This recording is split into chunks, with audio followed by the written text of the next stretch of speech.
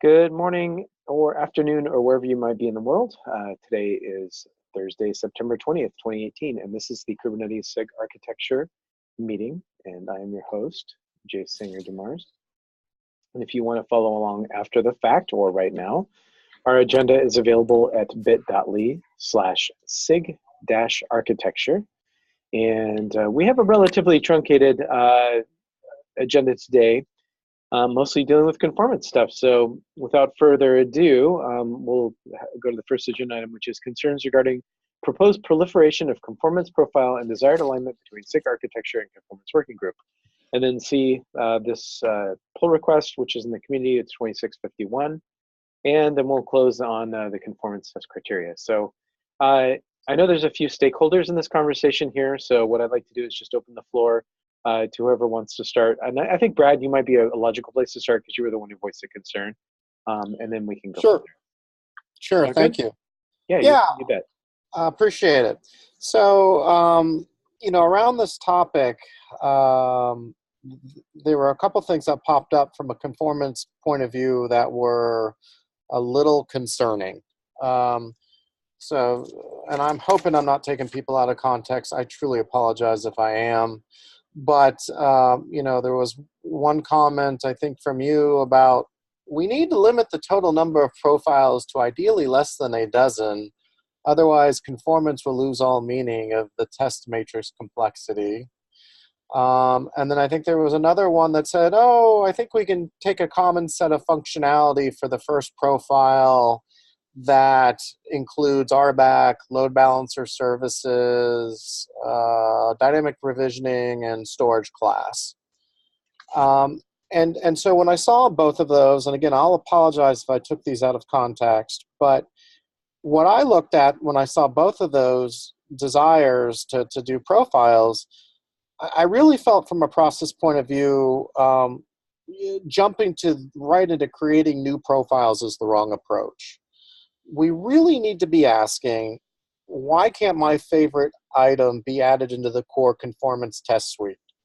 So, imagine a world where 60 different vendors are picking their favorite subset of profiles to support. Let's say you keep it to less than 10 or 11. If we have 60 plus vendors picking their favorite subset of profiles to support, and I've done interoperability for other, cloud environments, I can assure you, you will have no interoperability. And what will happen is customer or analyst will be working in one platform. They'll try and move it to something else. The profile subsets will not line up, and they will walk away with Kubernetes is no longer interoperable. You simply cannot move your workloads. There is no workload portability, and then they will bash us. And we would come back with the answer of, well, you didn't see, this was the one with just the basic profile, and this one had the basic profile and the optional such and such, and see, you didn't quite understand what was going on, user. From an engineering point of view, you can try that answer, but the reality is it doesn't work. And so, I just wanted to make sure that we were on the same page. I did talk to Dan Kahn about this. He seemed to think that the profiles that was being talked about here were not meant to line up to individual profiles in conformance. Maybe that's the case, and it's just we're just reusing the same term completely differently in two different worlds, in which case we need to align. Because what I would argue is as you get these features, a couple things are going to happen. Everybody should say, can we add my favorite item to the core conformance test suite? If a majority of vendors agree, we should push to get it pushed into core. If only a small minority of vendors want that item added, that's when you typically see somebody say, well, let's make that an optional profile. But the reality is, if it's only a small number of vendors and it's an optional item, defining a profile is not going to provide you a lot of value. Right? You want to look at this and say, what value am I giving the user? The whole point of conformance was we're doing a whole bunch of tests so you can feel comfortable. You can move from one environment to the other environment and things are going to work. There's other places where people want to use a profile for an optional component like a service catalog. Again, I think we can take you through some arguments that say, you think you're getting some value by putting this into a profile, but you're risking all this confusion to the end user by making a Kubernetes conformance blessed profile. So you need to look out for that. And then the other one you look for is things like persistent storage, where, well, hopefully we're thinking we all need this and there should be a standard interface that everybody can do, and then we could put it in the core. So this was just sort of, looking at this from, say, the conformance point of view. I'm not clear on what the SIG architecture point of view was this, but ideally we're aligned, and ideally we're trying to make the same right things happen. So again, it was more of a fear of, well, from an architecture point of view, you can hide a lot of chaos by creating extra profiles. Yeah, you create a lot of profiles and you can hide a lot of chaos. And if you're like me and you like things nice and orderly, that feels really good. But I want people to understand, as much as that feels good from an architecture point of view, when you do that approach, really what you've done is you've taken the problem of interoperability, kind of swept it under the rug, and then it's going to pop up later on the end user, the analysts, who are then trying out Kubernetes. So I didn't know. Please, if I butchered anybody's point of view, please feel free to shame me. But that's kind of what my thought process was. No, it's not about shame. It's really coming to a shared understanding about how we see conformance tests and what the role is and why we're approaching the problem that way. So I think Brian has a pretty clear point of view on this. So I'll turn it over to him. And then if anybody else wants to speak up after Brian, just raise your hand or ping me in chat and we'll go from there. Okay? Yeah, I can explain my original idea behind this when I proposed the conformance program originally. And you're right, from an architectural point of view, there is a bunch of nuance in terms of features that are portable, features that are not portable, features that are optional, features that are not part of core, especially as we try to narrow down the scope of Kubernetes and make it more flexible for more and suitable for more use cases, and evolve core parts of the system that we have received a lot of user feedback on over the past 4 years and things like that. So at the current stage we're at is the tests we have are tests that at some point in time folks looked at a bunch of end-to-end tests and tried to guess which ones they thought were pretty portable and would be widely supported and tag those conformance. And that's the set we started with. Now we're trying to get more rigor into the set of tests that we have and what the criteria are. And in particular, since our test coverage in general is pretty poor because of the way the initial set was created, like people who were pretty diligent about creating end-to-end tests or created end-to-end tests instead of unit tests and things like that are disproportionately represented, and critical APIs that are super critical to have covered by conformance, like pods, which are highly pluggable, are not well covered. We need to, in order to fan out the review effort, we need to have really crisp criteria. So at the current stage, we're trying to categorize the types of incompatibility and optionality and other caveats that exist in the current tests and that may also exist in other existing tests, or just are theoretically things we know about, like should you be able to contact the public internet? Do we want conformance tests to pass on in kind of air-gapped environments and things like that? So the current stage is categorization, and there are going to be a number of categories, like does this test require privilege on the node? Does it require network? Does it compromise network isolation? Does it require cluster level administrator privileges? Does it require public internet? Is it an optional feature? Is it beta? Is it whatever? Like the first step is just categorization. And then hopefully we can get attributes actually in the API in the API specification at the API resource and field level for which things need to be treated specially. And then we can craft profiles after that, after we have kind of the lay of the land. I don't think everything is just going to be all one profile. Like, I seriously doubt that will be the case, and almost certainly we won't want it to be the case. Like, authorization policy is totally pluggable, right? So it's not required that people actually support RBAC at all. If RBAC is implemented, we'd probably want it to behave like RBAC everywhere else.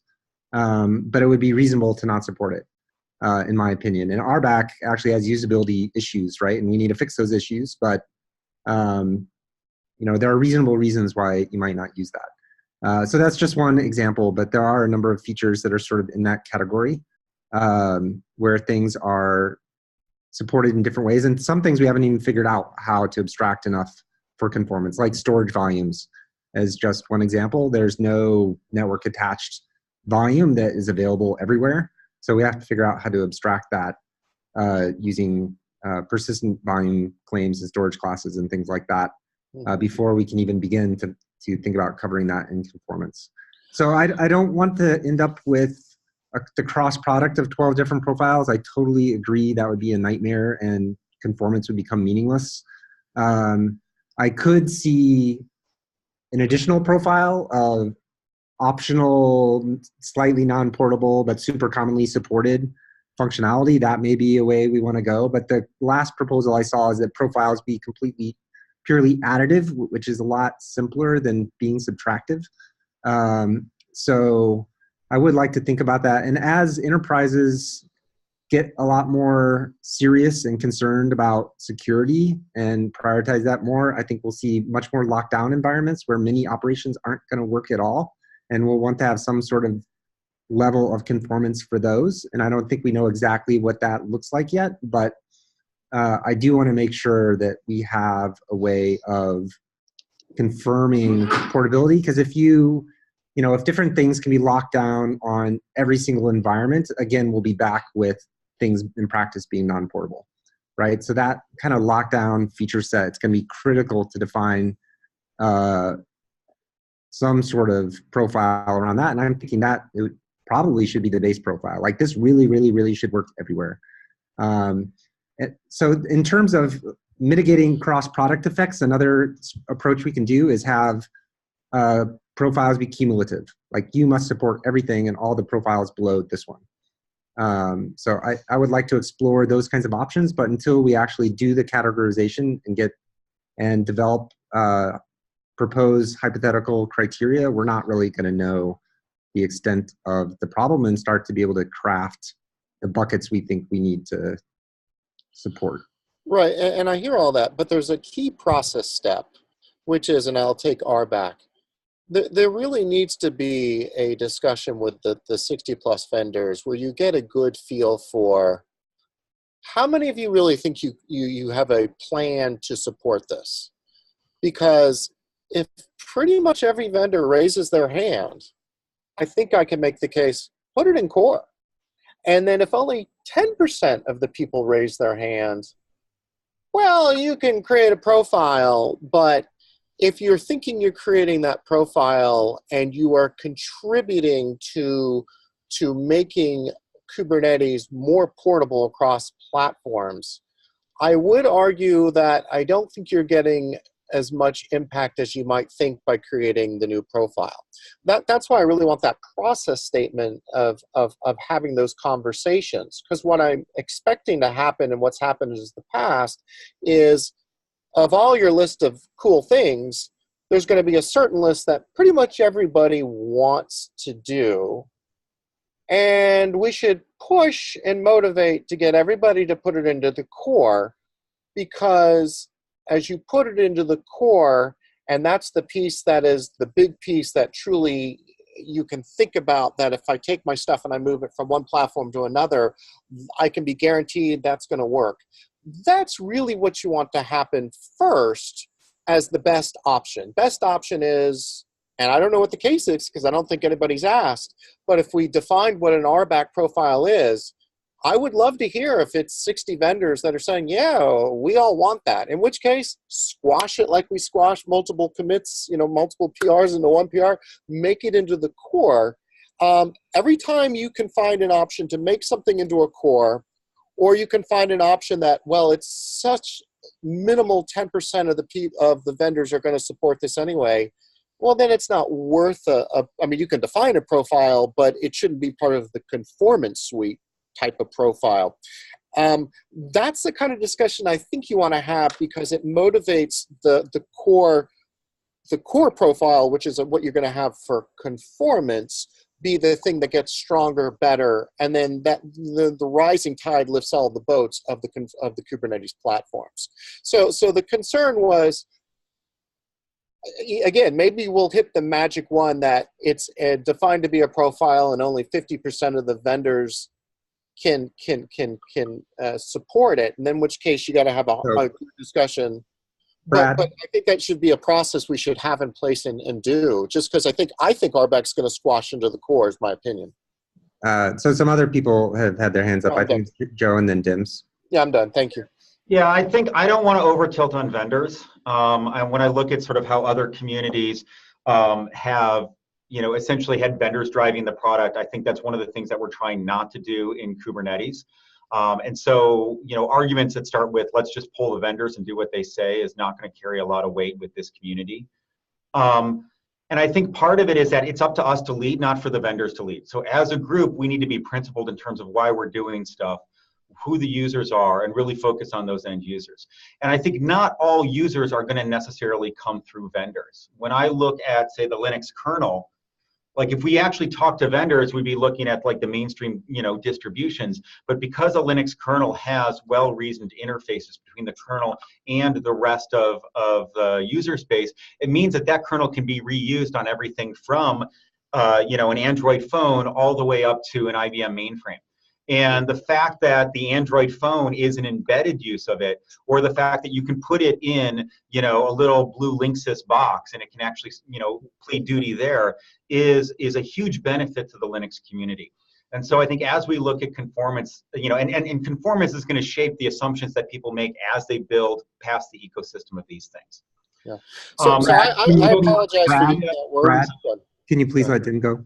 Yeah, go ahead. Yeah. And then finally, like just to respond to Brian's point around sort of like how do we want to structure the profiles, one thing that I'd like to have us have as an option here is actually thinking about bundles of functionality, and then how do you actually specify those bundles add into a profile. So maybe call it test suites and profiles, and maybe we say this profile is a set of test suites. If you look at the CSS spec, they break it down across modules and profiles. And so that's a way to make this be a little bit more mix and match and a little bit more approachable for outside folks. Okay, Dims?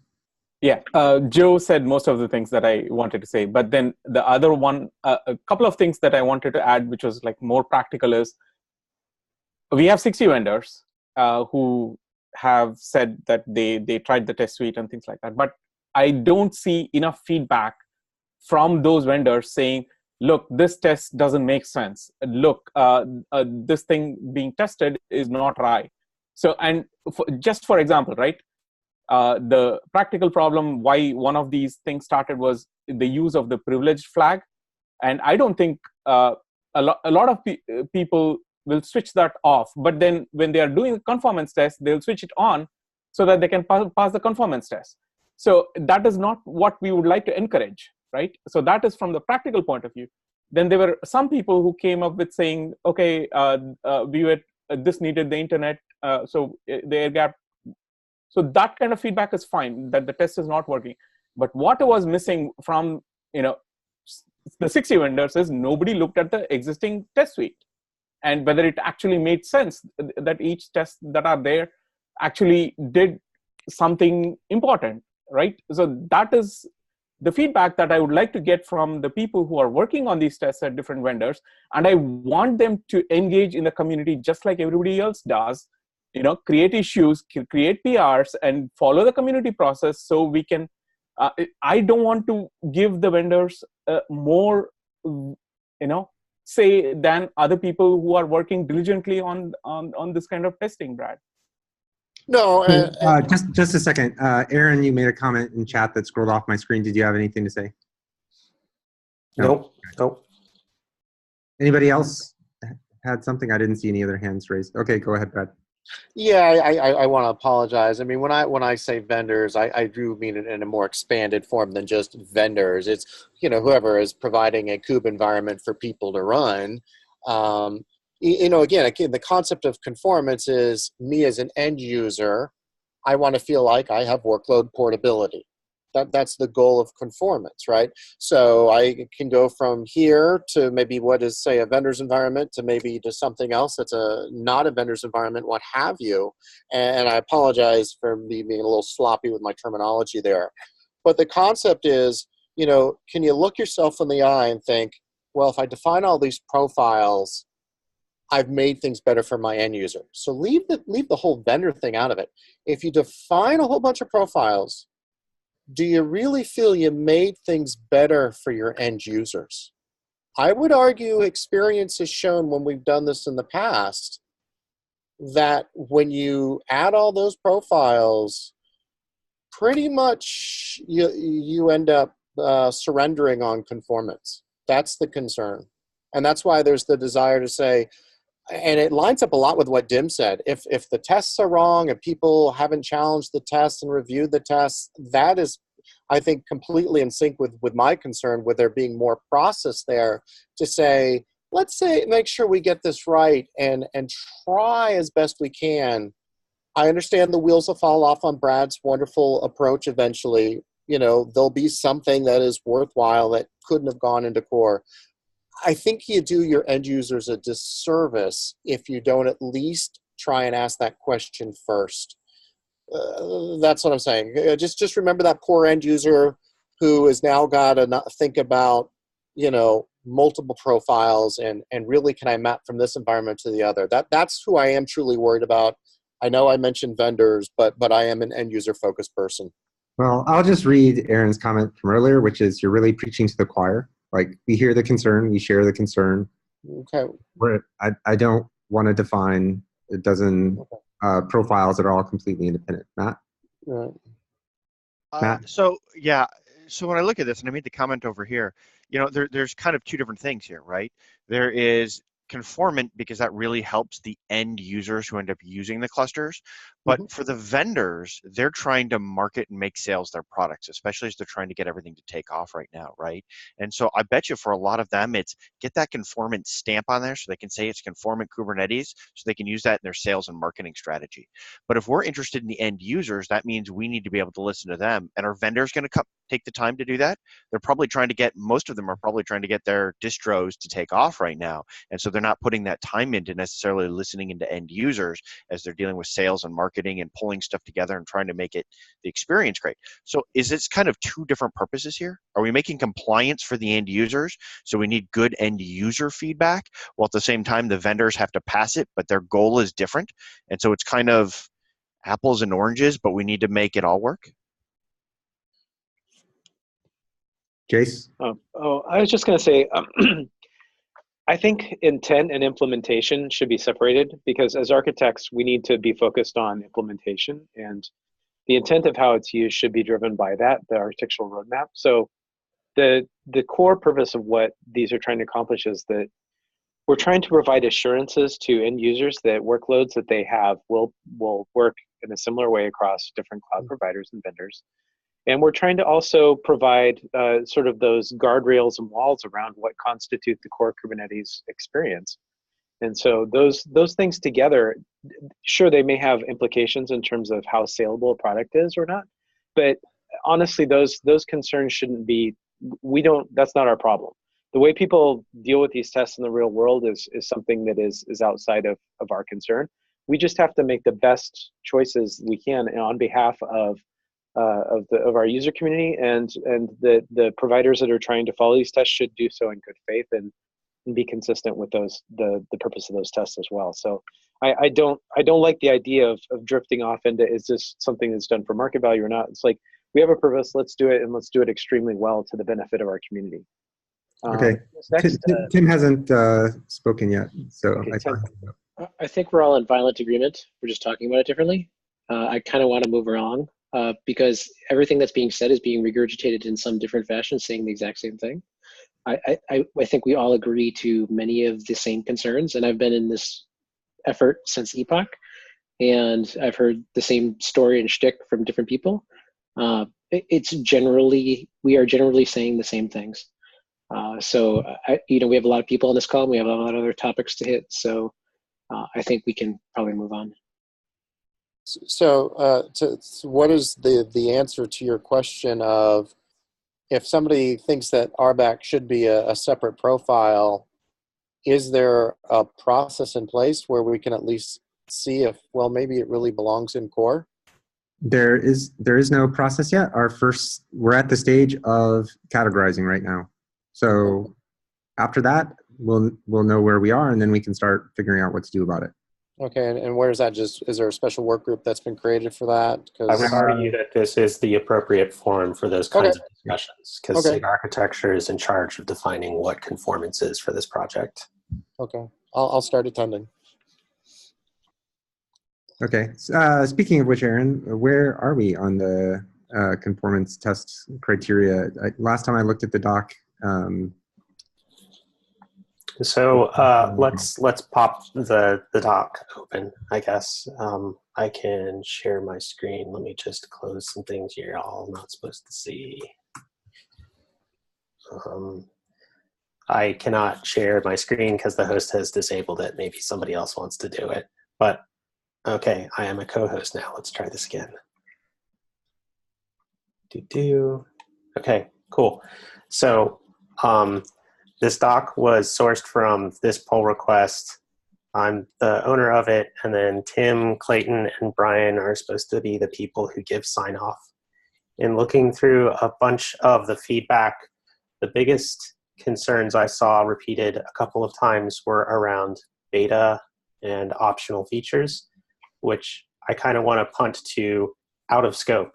Like y'all were like, clearly there are lots of opinions and thoughts on profiles and optional stuff, and I don't care. I just want to focus on the core level of functionality. So the I felt like Tim St. Clair maybe had some opinions on how we could further refine the list of requirements, and there were concerns around like privileged or non-standard file system things that maybe we needed to refine a little bit. I also heard some concerns that it was unclear whether or not this document was trying to state intent or state of the world. And so I put a little blurb here where it's about intent and not about profiles. And step one is to go through and make sure that the existing conformance tests meet all of these requirements. And it sounds like during the last meeting, there was discussion of adding additional stringly typed tags to the test names to define things like, these are tests that require privileged access. These are tests that require network access, things of that nature. And that then we could follow up and decide whether that means we should kick those tests out of conformance or whether or not we should expand the scope of conformance to include those tests. I thought we were pretty much in agreement on that would be a good thing to do for the first pass and then determine later on whether or not they need to be punted or not. Right. Okay. Yeah. Categorize first and figure out what to do after we understand the lay of the land. Okay. So to me, the biggest outstanding thing was whether or not, Tim, you seem to have the most concerns about making sure the requirements were bulletproof. And Brian, you had something about network stuff somewhere. In refining the list of requirements, we need to add something about networking. It's unclear to me whether you mean we should make networking part of core conformance or whether tests that cover networking are something we want to do and we should tag them with a networking tag or something. Let me try to remember what I meant. So we definitely need tests that cover networking and not just APIs. Let me look at my copy. You're saying networking behavior isn't going to be surfaced by API and or code coverage. That is correct. So it sounds like you want to make sure we somehow prioritize networking in the tests that we put together. To me, that probably sounds like there's an additional like tag we're going to have to put for these. This requires inter-node or inter-pod networking. I don't know if we need a tag for that just yet. I would. I think that's just. We should just have conformance tests that cover that. I don't think it needs to be listed in the criteria unless we want to explicitly whitelist tests that require routable pod IPs are right.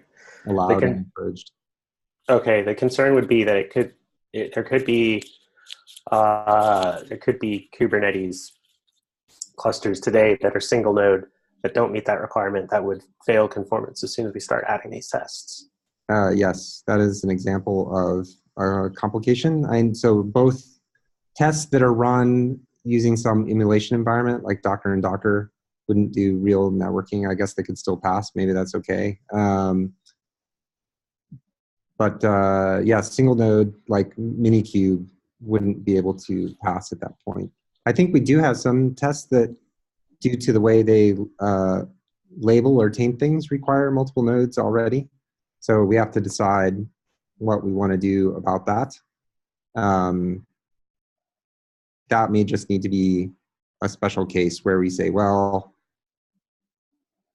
it's not worth giving the badge of conformance to testing tools like Minikube, and we should just categorize the test results and tell people, look, some of these categories may not fail in your, or may not pass in your test environment or something like that. We can also break down those tests into single node and multi-node modes and just say the multi-node is not eligible in this test run because you don't have more than one node. Well, so I would say yes, except right now we're saying that conformance tests can't have any skip unless or skip if conditions in them. Yeah, and I really want to stick to that because if someone runs like a single node tests on a multi-node environment and then claims they pass conformance, that's going to be really confusing to users. I'm suggesting maybe it's worthwhile to have a third mode that's not pass or fail. That is, this test ran and determined that it is not eligible for this environment. It shows up as yellow in some dashboard. It's not a failure, but you have to understand that if you're looking at conformance results, this test did not run. Yeah, I guess I don't disagree in principle, but I would like to punt that to the future. That's fine too. Okay. I agree that conforming Minikube is not sufficient to prove a product. Okay. Did anybody have any specific concerns to raise? Because I feel like I have swept through the doc and there was nothing that really made me want to add or change the existing list of requirements. The main things that I iterated on were clarifying that this is definitely just core. I don't care about beta. I don't care about optional. That's later. And I tried to clarify that examples of tests which aren't eligible was making sure, yeah, we really don't want to check events and we really don't want to check the content of text for like reasons and optional fields. Those are really the main pieces of feedback I got. But I have concerns because the reason I brought this into a Google Doc in the first place was I thought there were going to be lots of opinions on exactly how we should refine the specifics of the requirements. And I guess what I'm taking away is that last week you all decided we should just tag what those different special cases are in the existing conformance tests and then come back and decide whether or not we want to actually consider that core. Yeah, do we want to add that to the metadata section of the doc? The tags, or figure that out later? I feel like figuring that out later. I will also say, for what it's worth, the test metadata, I personally don't know how useful this stuff is. And I just, one complication we have with the way it's specified comments next to a test is that it doesn't work with table-based tests. So I would question whether or not this is super valuable or whether we want to consider a different way of doing this. I think the main piece of value it provides is a human readable description of what the test does, but the docs aren't super well consumed, generated, or maintained at the moment. Right. So, I asked for the test descriptions originally because originally a spreadsheet was generated with the test names. And I said, look, I can't tell from half of the test names what the tests are testing. So someone actually look through what the tests are testing and like write down a couple of sentences about what you think they're testing. I agree that there's no good way of maintaining that. I question the value of table-based tests for this, but I can see the point to that. And the table-based test could have a description that says, this probes get for all APIs or something like that. Yeah. As a meta level description. Okay. I think the main thing for me in order to close on this was to close on the requirements section. The rest of this, I'm glad y'all are paying attention to like how we're running the conformance tests in this, but I don't necessarily feel like this is in scope for this PR. So I'm going to give a last call on the requirements, and then I will put this back into the PR and get ready to merge it tomorrow. And the next steps are to iterate through and add tags like privileged and networking and hosts FS access to tests that require that stuff. Okay, so Clayton raised a point with me. He pinged me about some PR. Let me see if I can find it.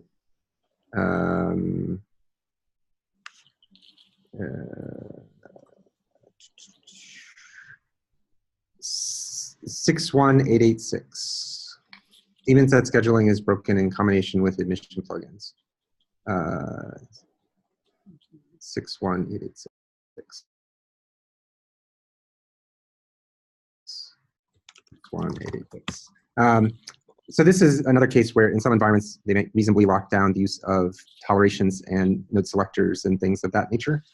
And that breaks some tests that at least are being proposed for conformance.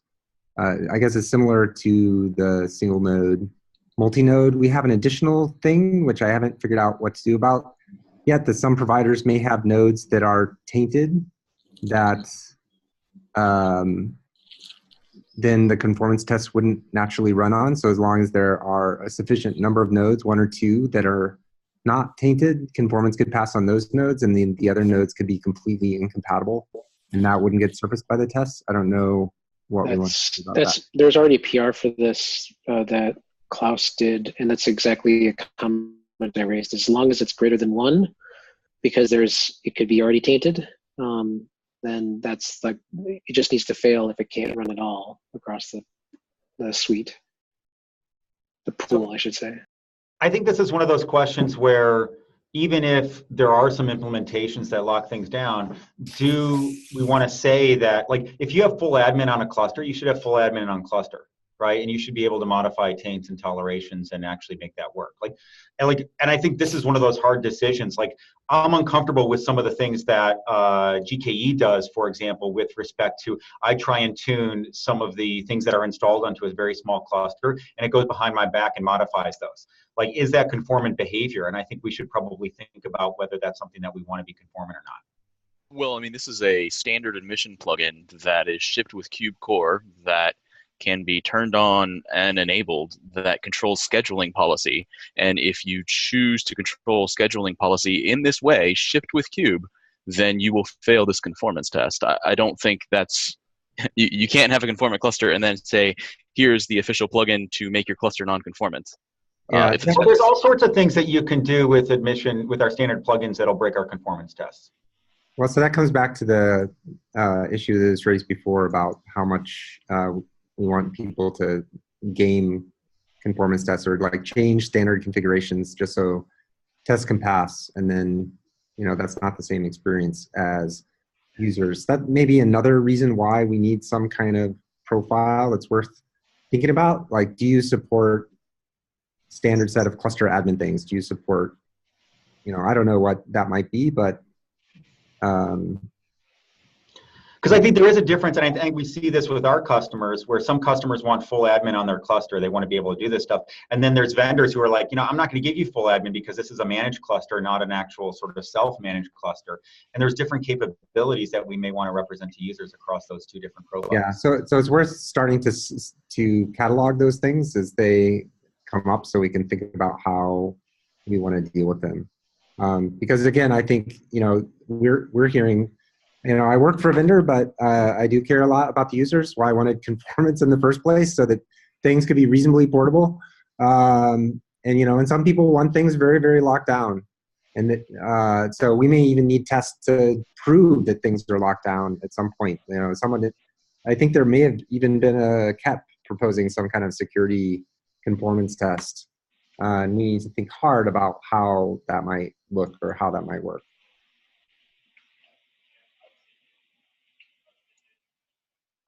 So for this specific issue, Tim, did you say you proposed a resolution of it, or? I commented on the PR. There needs to be a check that it's at least greater than 1.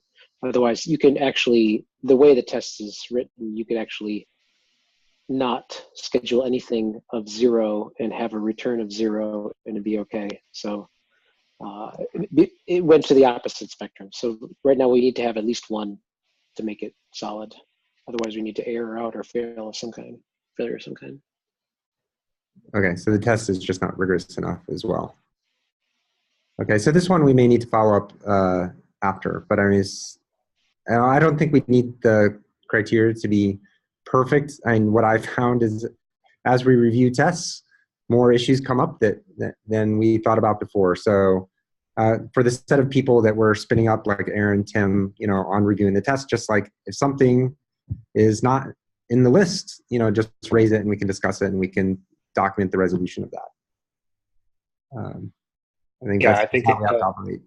Another thing worth being clear about with this Google Doc is some people maybe took this as this is the set in stone list of requirements, and the intent is for this to be a living document that we refine as we learn more of these things and take a closer look at stuff. I will feel more comfortable saying it is set in stone when we've reached a stage where we're comfortable talking about profiles. Yeah, and where, definitely it is the case that some existing tests violate some of the current criteria, right? So we'll have to tag those and figure out what to do with them.